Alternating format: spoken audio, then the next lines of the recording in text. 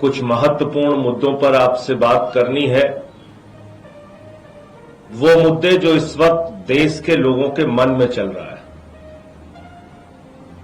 वो सवाल जिसको लेकर देश के लोगों के मन में चिंता है और चिंता के साथ साथ दुख भी है। 140 करोड़ हिंदुस्तानियों के मन में यह सवाल है कि भारत की संप्रभुता, भारत का स्वाभिमान, भारत का सम्मान क्या भारत के प्रधानमंत्री नरेंद्र मोदी जी ने अमेरिका के राष्ट्रपति ट्रंप के व्यापार बंद करने की धमकी के नाम पर राष्ट्र के स्वाभिमान और सम्मान से समझौता कर लिया? यह सवाल है 144 करोड़ लोगों के मन में। यह सवाल है एक एक हिंदुस्तानी के मन में।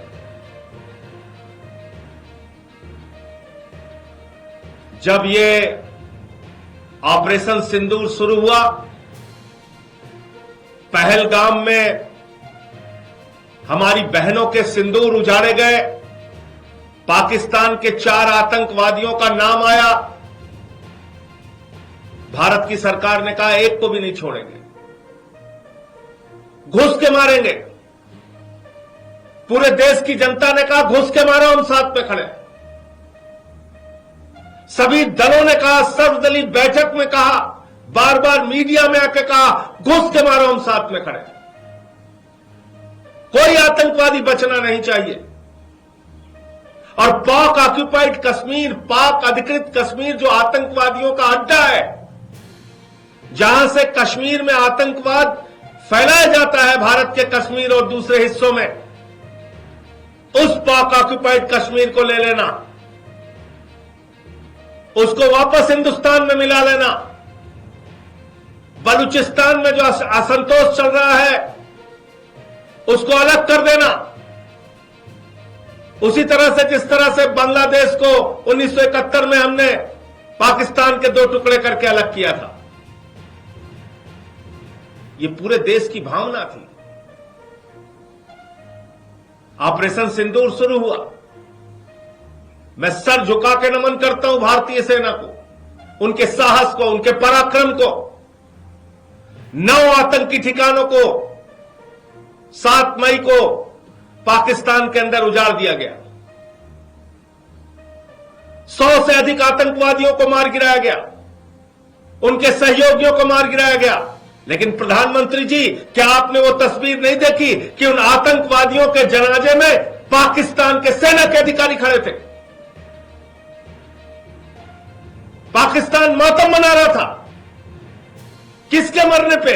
आतंकवादियों के मरने पे। आप उस पाकिस्तान पे भरोसा कर रहे हैं? पूरे देश को उस वक्त गर्व हुआ। भारतीय सेना लगातार पाकिस्तान के हमलों का जवाब दे रही थी, उनके एयरबेस को नष्ट कर रही थी, उनके आतंकवादी ठिकानों को नष्ट कर रही थी। सेना ने बताया 21 आतंकवादी ठिकाने हैं। पूरे देश के मन में था वो 21 के 21 आतंकवादी ठिकाने पूरी तरीके से ध्वस्त होंगे। हमारे 21 निर्दोष लोग राजौरी पुंछ के एरिया में मार दिए गए। हमारे गुरुद्वारे पे हमला हुआ, हमारे मंदिर पे हमला हुआ, लेकिन भारतीय सेना एक एक हमले का जवाब दे रही थी। पाकिस्तान को उन्हीं की भाषा में 10 गुना ज्यादा नुकसान करके जवाब दे रही थी। भारत की सेना ने अपने 5 जवानों की शहादत का मुंहतोड़ जवाब दिया। उनके सेना के 5 जवान शहीद हुए। हवलदार शहीद दिनेश शर्मा को मैं नमन करूंगा, पवन कुमार जी को नमन करूंगा, इम्तियाज अली जी को नमन करूंगा, शेख अली जी को नमन करूंगा, सूरज यादव जी को नमन करूंगा।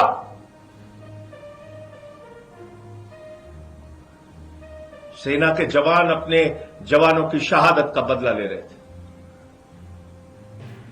लड़ रहे थे,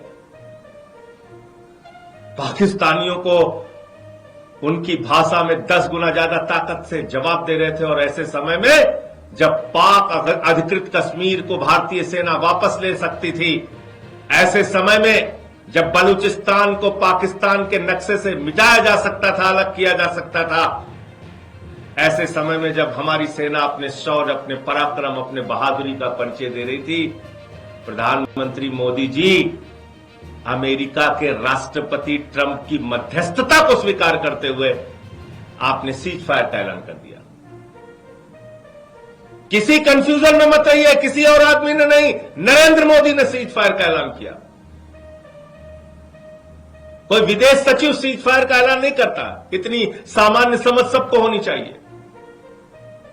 भले ही भक्त विदेश सचिव और उनके परिवार को गाली दे रहे, उनकी समझ छोटी हो सकती है, तो मोदी जी के भक्त गाली गलौज कर सकते हैं, लेकिन यह निर्णय नरेंद्र मोदी का था। नरेंद्र मोदी ने सीज फायर डिक्लेयर किया। और क्या कहा कल अपने संबोधन में मोदी जी ने कहा, जब पाकिस्तान ने हमसे कहा कि हम सैन्य दुस्साहस नहीं दिखाएंगे, आतंकवादी घटनाओं को अंजाम नहीं देंगे, तब हमने विचार किया सीज फायर के लिए, सीज फायर को स्थगित किया। आप पाकिस्तान पर विश्वास कर रहे हैं? अरे वहां के आतंकवादियों के सामने पहलगाम में हमारी बहनें हाथ जोड़ रही थी, हमारे सिंदूर को मत उजाड़ो, हमारे पति को मत मारो। वो खूंखार दरिंदे आतंकवादी तो नहीं माने। आप पाकिस्तानियों के कहने पे मान गए। वो 4 आतंकवादी कहां हैं जिन्होंने हमारे बहनों के सिंदूर उजाड़े? प्रधानमंत्री जी बताइए, तीसरे देश की मध्यस्थता आपने स्वीकार कैसे की? प्रधानमंत्री जी बताइए, जो आतंकवादी देश है, जिस देश के अंदर लश्कर तैयबा, लश्कर उमर, जैसे मोहम्मद, हरकतुल मुजाहिदीन, सिपाह सबाहा, हिजबुल मुजाहिदीन, ये तमाम आतंकवादी संगठनों का सरगना है पाकिस्तान। आतंकवादियों का प्रमुख देश है पाकिस्तान। आतंकवादियों की पनाहगाह है पाकिस्तान। आप उस पाकिस्तान के ऊपर भरोसा कर रहे हो। और अमेरिका का राष्ट्रपति क्या कह रहा है? अमेरिका का राष्ट्रपति कह रहा है, भारत और पाकिस्तान दोनों महान देश हैं। अमेरिका का राष्ट्रपति कह रहा है, भारत और पाकिस्तान दोनों पावरफुल देश हैं। अमेरिका का राष्ट्रपति कह रहा है कि हमने व्यापार बंद करने की धमकी दी दोनों देशों को और सीज फायर करा दिया। प्रधानमंत्री जी, आपने एक भी चीज का खंडन नहीं किया, एक भी बात का खंडन नहीं किया। शर्म आती है मुझे।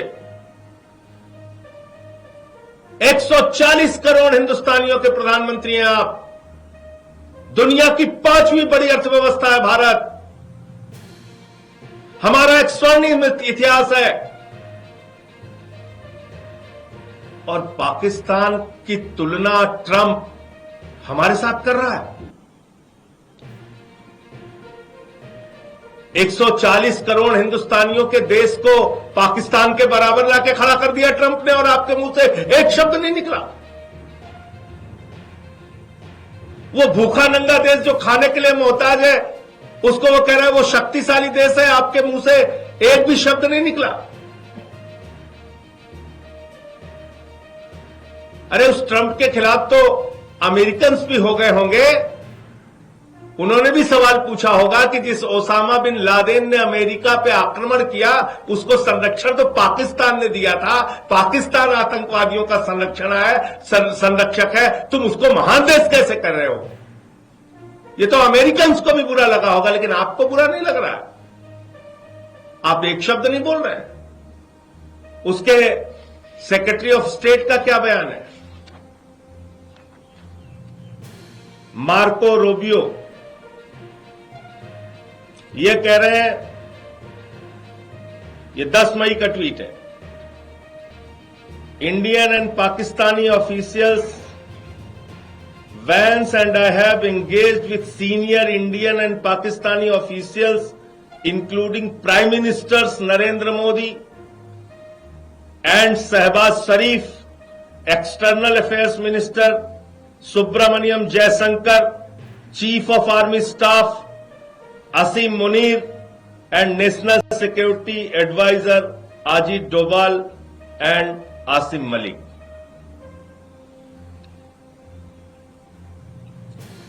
ये ट्वीट है।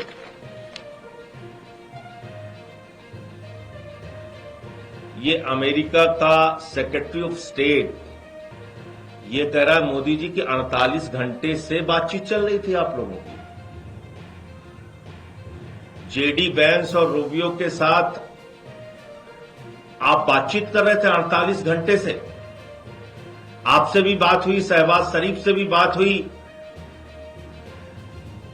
इस ट्वीट में तो साफ साफ लिखा हुआ है, देश को बताइए क्या आपने, जब हमारी सेना पाकिस्तानियों को मुंहतोड़ जवाब दे रही थी, आप अमेरिका के साथ समझौते और बातचीत करने में जुटे हुए थे? इसका जवाब दीजिए प्रधानमंत्री जी। ये बहुत ही खतरनाक बात ट्रंप ने कही है, जिसका जवाब प्रधानमंत्री जी को देना ही चाहिए। ये क्या कह रहा है? With both of these great nations, additionally I will work with you both to see if after 1,000 years a solution can be arrived at concerning Kashmir. Kashmir के मुद्दे पे ये समाधान निकालने की और बातचीत करने की बात कर रहा है। कश्मीर कहां से आ गया? कश्मीर के भारत में जितने भी प्रधानमंत्री हुए कश्मीर के मामले में, लाल बहादुर शास्त्री जी ने 65 और 66 में, इंदिरा गांधी जी ने 72 में, फिर 75 में, फिर 83 में, मोरारजी देसाई जी ने 78 में, राजीव गांधी जी ने 87 में, 89 में, 90 में बीपी सिंह जी ने, 91 में चंद्रशेखर जी ने, 94 में पीवी नरसिम्हा राव जी ने, 96 में एसडी देवगौड़ा जी ने, 97 में आईके गुजराल, 99 में अटल बिहारी वाजपेयी जी ने, 2001 में अटल बिहारी वाजपेयी जी ने, 2003 में अटल बिहारी वाजपेयी जी ने, 2009 में मनमोहन सिंह जी ने, 2010 में मनमोहन सिंह जी ने। इतनी बार अमेरिका, ये ऑन रिकॉर्ड बोल रहा हूं, इतनी बार अमेरिका ने भारत पाकिस्तान के बीच मध्यस्थता करने की कोशिश की और हमारे उस समय के तमाम प्रधानमंत्रियों ने अमेरिका की मध्यस्थता को एक सिरे से खारिज करने का कहा। और आज आपने अमेरिका को चौधरी बना दिया, वो आके चौधराहट कर रहा है, वो मध्यस्थता कर रहा है और खुलेआम कह रहा है कि मध्यस्थता कर रहा है। मेरे 3 सवाल हैं। नंबर 1, जब भारत की सेना पाक अधिकृत कश्मीर पे कब्जा कर सकती थी, पाकिस्तान के 21 आतंकवादी ठिकानों को तबाह और बर्बाद कर सकती थी, आतंकवादियों का पूरी तरीके से सफाया कर सकती थी, बलूचिस्तान को पाकिस्तान के नक्शे से मिटा सकती थी, अलग कर सकती थी, ऐसे समय में आपने ट्रंप के कहने पे सीज फायर की घोषणा क्यों की? नंबर 2, पूरा देश ये पूछ रहा है, ऑपरेशन सिंदूर की शुरुआत तो उन बहनों के माथे के जो सिंदूर उजाड़े गए थे उसके लिए हुई थी, और उन सिंदूर को उजाड़ने वाले 4 खूंखार आतंकवादी कहां हैं? वो पाकिस्तानी आतंकवादी कहां हैं? उनको मौत के घाट कब उतारा जाएगा? नंबर 3, कल जो बात ट्रंप ने कही आपके संबोधन से पहले, यह बताया कि दोनों देशों को व्यापार बंद करने की धमकी देकर उसने सीज फायर करा दिया। अब एक एक हिंदुस्तानी जानता है अमेरिका का पाकिस्तान के साथ जो खाने के लिए मोहताज है उसके साथ कौन सा व्यापार होगा, कौन सा व्यापार होगा ट्रंप का पाकिस्तान के साथ। व्यापार तो हिंदुस्तान के साथ है, उनका लाखों करोड़ का व्यापार है। तो क्या आपको व्यापार की धमकी से सीज फायर करने के लिए उन्होंने मजबूर किया, दबाव डाला आपके ऊपर? नंबर 4, ट्रंप कह रहा है पाकिस्तान महान देश है, शक्तिशाली देश है, इसका खंडन कीजिए। आप खुलेआम कहिए पाकिस्तान आतंकवादी देश है। बुलाइए संसद का सत्र, हम सब मिलकर पास करेंगे, पाकिस्तान को आतंकवादी देश घोषित करेंगे। शुरुआत कीजिए इस बात की। जहां पे आतंकवादियों के अड्डे हैं, जहां पे आतंकवादी संगठन संचालित होते हैं, बोलिए इस बात को। नंबर 5, प्रधानमंत्री जी आपने कहा वो आतंकवादी घटनाओं को आगे अंजाम नहीं देगा, ऐसा पाकिस्तान ने आपसे कहा। वो कोई सैन्य दुस्साहस नहीं दिखाएगा, ऐसा पाकिस्तान ने आपसे कहा। तो मैं आपसे ये पूछना चाहता हूं, जरा इसका जवाब दीजिए। बताइए इस बात को देश को कि जैसे ही सीज फायर का ऐलान हुआ 3 घंटे के बाद सीज फायर का उल्लंघन हिंदुस्तान के कई शहरों में हुआ। कैसे सैन्य दुस्साहस दिखाया पाकिस्तान ने? जवाब दीजिए इसका। आपके गृह राज्य गुजरात के कच्छ में हमला हुआ और वहां के गृह मंत्री को आकर मीटिंग लेनी पड़ी आपातकाल में। उमर अब्दुल्ला जी का ट्वीट आया कि सीज फायर का उल्लंघन हो रहा है।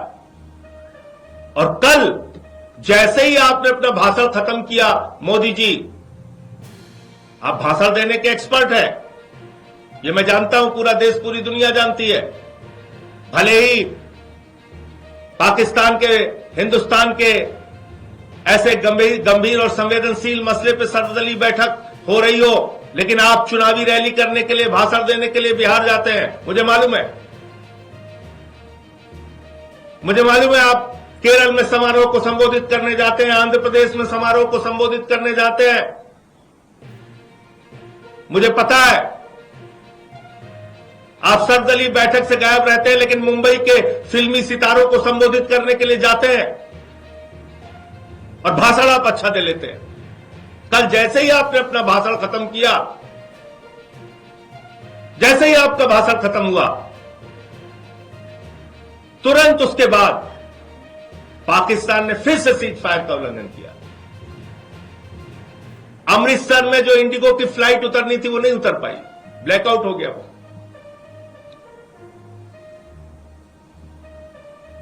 आप पाकिस्तान पे भरोसा कर रहे हैं? जवाब दीजिए, उनका सैन्य दुस्साहस फिर से कैसे जागा और कैसे उनकी हिम्मत हुई सीज फायर का उल्लंघन करने की। मैं फिर से एक बार भारतीय सेना के पराक्रम और शौर्य को नमन करता हूं। मैं फिर से एक बार भारतीय सेना की बहादुरी को नमन करता हूं, सिर झुका के नमन करता हूं। और मैं निश्चित रूप से कहना चाहता हूं, फिर दोहराकर, कि अगर भारत की सेना को रोका नहीं गया होता तो पाक अधिकृत कश्मीर हमारा होता, बलूचिस्तान पाकिस्तान से अलग होता, 21 आतंकी ठिकानों को तबाह और बर्बाद कर दिया होता और पहलगाम के वो 4 खूंखार आतंकवादी जिन्होंने हमारी बहनों के सिंदूर उजाड़े, उनको मौत के घाट उतार दिया गया होता। और ऐसे समय में अमेरिकी राष्ट्रपति के दबाव में मोदी जी ने जो काम किया, उस पर उनको सामने आके जवाब देना चाहिए और बताना चाहिए ट्रंप जिस तरीके से 140 करोड़ हिंदुस्तानियों का अपमान कर रहा है, राष्ट्र के स्वाभिमान और सम्मान के साथ खिलवाड़ कर रहा है, उस पर प्रधानमंत्री को आके सामने आके उन बातों का खंडन करना चाहिए और उसका जवाब देना चाहिए। मुझे इतनी बात कहनी थी। आपका कोई प्रश्न हो?